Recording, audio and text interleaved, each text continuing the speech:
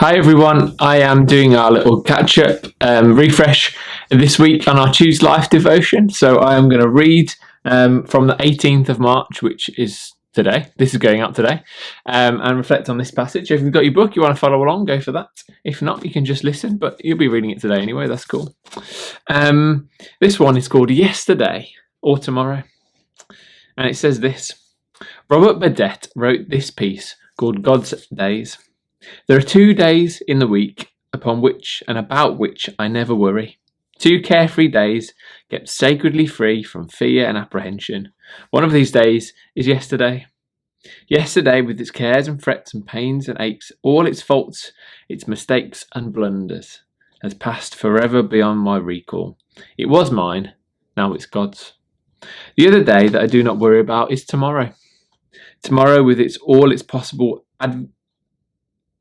adversities, its burdens, its perils, its large promise and performance, its failures and mistakes, and is as far beyond my mastery as yesterday.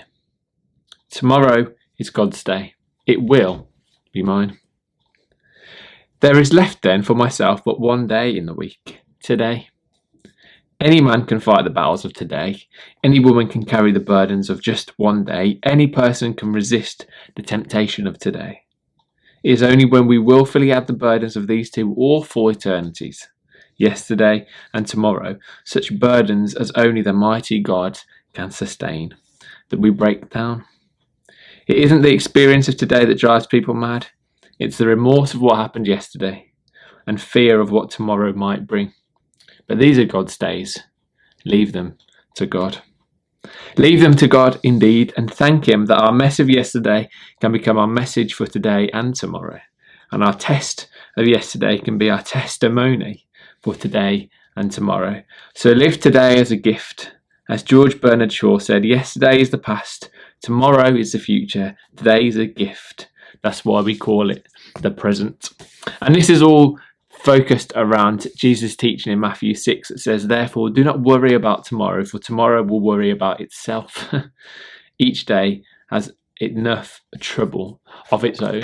And if you've ever worried about anything, probably the worst thing you want to hear from someone to get advice from is, just don't worry. That never helps, does it? And that always makes me laugh, because when we're worried about stuff and we're anxious, what does Jesus say? He says, just don't worry. Don't worry about it, it's fine. And I mean, if any other person said that to me, it makes me mad.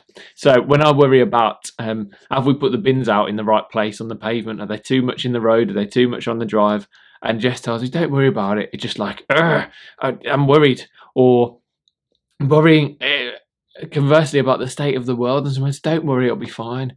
Gosh, it never really makes my heart feel at ease. But Jesus just says to us, you know what? Don't worry. Today has enough worry.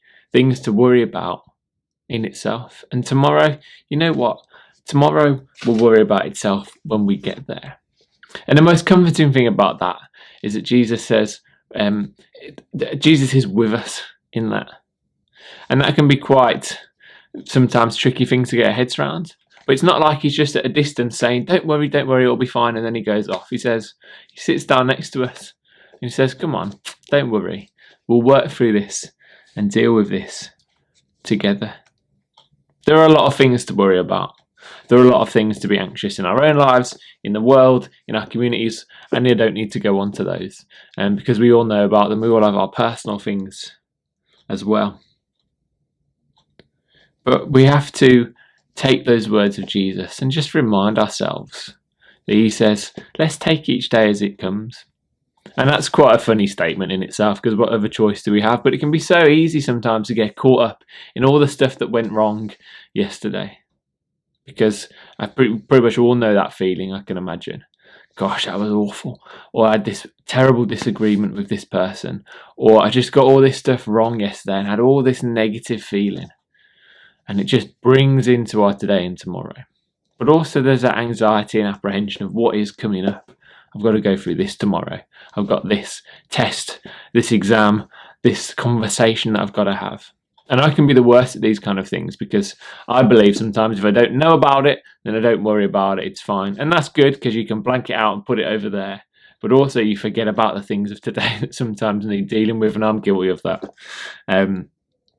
If you don't know, don't worry. No, that's not the best tactic. The best tactic is to sit down with Jesus and say, Lord, you've asked me and told me not to worry, but I am. What can I do in this situation? Please help me. And if you've bought into thinking that a life with Jesus, a follower of Jesus, being a Christian, is a life with no worries, no cares at all, nah, that's wrong. They're going to come at us. We're going to have bad days. But the thing that is true is that Jesus promises to be at our side every single step of the way. So let us just read the prayer together at the end of this. Lord, I choose to live a life to the full today. Free me from the remorse of yesterday and the fear of tomorrow. Amen.